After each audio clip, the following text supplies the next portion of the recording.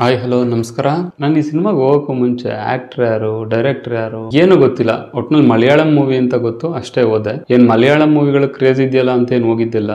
ನೀವು ತಪ್ಪು ತಿಳ್ಕೊಬಾರ್ದು. ಒಂದು ವಿಚಾರ ಹೇಳ್ತೀನಿ. ಈ ಶುಕ್ರವಾರ ಎರಡ್ ಮೂರು ಕನ್ನಡ ಸಿನಿಮಾ ರಿಲೀಸ್ ಆಗ ನೋಡೋಣ ಅನ್ಕೊಂಡು ಒಂದು ಕನ್ನಡ ಸಿನಿಮಾಗೆ ಹೋದೆ. ಪಾಪ ಅವರು ಯಾವಾಗ್ಲೂ ಒಳ್ಳೆ ಸ್ಟೋರಿಗಳನ್ನ ಸೆಲೆಕ್ಟ್ ಮಾಡ್ತಾ ಇದ್ರು.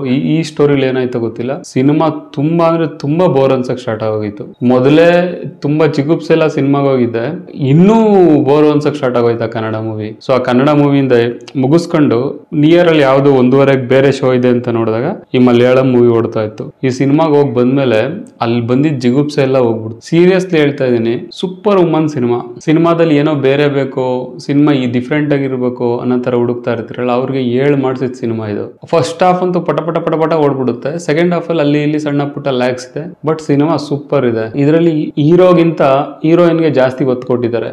ನಾನು ಸಿನಿಮಾ ನೋಡ್ಕೊ ಬಂದ್ಮೇಲೆ ಹೀರೋ ಎಲ್ಲ ನೋಡ್ದಂಗ ಐತಲ್ಲ ಅಂತಂದ್ರೆ ಪ್ರೇಮಲು ಅಂತ ಒಂದು ಮಲಯಾಳಂ ಮೂವಿ ನೋಡಿದ್ದೆ. ಆ ಮೂವಿ ಹೀರೋ ಅಲ್ವಾ ಇವರು ಅಂತ ಅನ್ಸುತ್ತೆ ಅಷ್ಟೇ.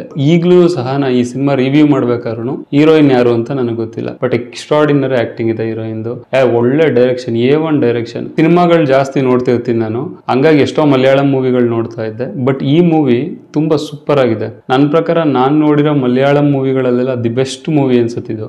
ಏನಕ್ಕೆ ನನಗೆ ಇಷ್ಟ ಆಯ್ತು ಪರ್ಸನಲಿ ಈ ಸಿನಿಮಾ ಅಂತಂದ್ರೆ, ಮಲಯಾಳಂ ಅಲ್ಲಿ ಇಂಗ್ಲಿಷ್ ಮೂವಿ ಬಂದ್ಬಿಟ್ಟಿದೆ ಅಷ್ಟೇ.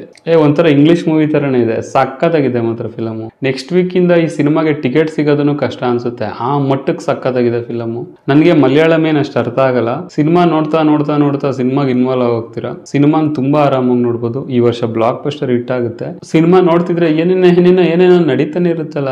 ಸಿನಿಮಾ ಯಾವತ್ತು ನಮ್ಮ ಇಮ್ಯಾಜಿನೇಷನ್ಗೂ ಮೀರಿ ನಡೀತಾ ಇರ್ಬೇಕೇನೋ, ಅವಾಗ ಸಿನಿಮಾ ಒಂದು ಕ್ಯೂರಿಯಾಸಿಟಿ ಅಂತ ಅನ್ಸುತ್ತೆ.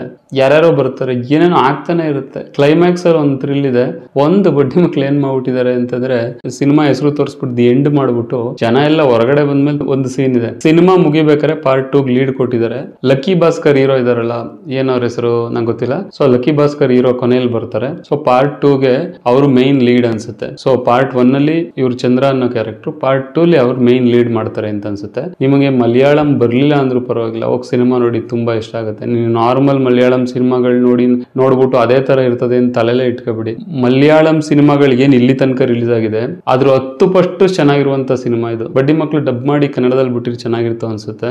ಯಾರು ಕನ್ನಡದವರು ಹೋಗಿ ಮಲಯಾಳಂ ಮೂವಿ ಹೊಗಳುತ್ತಾನೆ ತುಕಾಲಿ ನನ್ನ ಮಗ ಅಂತ ಅನ್ಸಿದ್ರೆ ಹೋಗಿ ಸಿನಿಮಾ ನೋಡಿ. ಸಿನಿಮಾ ಚೆನ್ನಾಗಿಲ್ಲ ಬಂದ್ರೆ ಆಮೇಲೆ ಬಂದು ಉಗಿರಿ. ನನಗೆ ನಾವು ಸಿನಿಮಾ ತರ ನೋಡ್ಬೇಕು, ಭಾಷೆನ ಮಿಕ್ಸ್ ಮಾಡ್ಕೊಂಡಲ್ಲ ಸಿನಿಮಾ ನೋಡೋದು. ನಾನು ಬೆಳಿಗ್ಗೆ 10:30 ಶೋಗೆ ಕನ್ನಡಕ್ಕೆ ಹೋಗಿದ್ದೀನಿ, ಮಧ್ಯಾಹ್ನ 1:30 ಶೋಕ್ ತುಂಬಾ ಬೇಜಾರಾಗ್ಬಿಟ್ಟು ಈ ಸಿನಿಮಾ ಹೋಗಿದ್ದು. ಯಾವ್ದೋ ಒಂದು ತುಂಬಾ ದೊಡ್ಡ ಜಿಗುಪ್ಸೆಲೆ ಹೋಗಿದ್ದು ಸಿನಿಮಾಗೆ, ಅದು ಇನ್ನೂ ಜಿಗುಪ್ಸೆ ಮಾಡ್ಬಿಟ್ಟಿತ್ತು ಸಿನಿಮಾ. ಇದು ಒಂದ್ ಮಟ್ಟಕ್ಕೆ ರಿಲೀಫ್ ಕೊಡ್ತು ಸಿನಿಮಾ. ನನಗೆ ಈಗಲೂ ಆರ್ಟಿಸ್ಟ್ಗಳು ಯಾರು ಅಂತ ಗೊತ್ತಿಲ್ಲ. ಸೊ ನನಗೆ ಆರ್ಟಿಸ್ಟ್ಗಳು ಬೇಕಾಗಿಲ್ಲ. ಸಿನಿಮಾ ಚೆನ್ನಾಗಿದೆ. ಸಿನಿಮಾ ಆರಾಮಾಗಿ ಖುಷಿಯಿಂದ ನೋಡಿದ್ದೀನಿ. ನೀವು ಹೋಗೊಂದ್ಸಲ ವಿಸಿಟ್ ಮಾಡಿ ಸಿನಿಮಾ ನೋಡಿ. ಓಕೆ ಫ್ರೆಂಡ್ಸ್, ಬಾಯ್.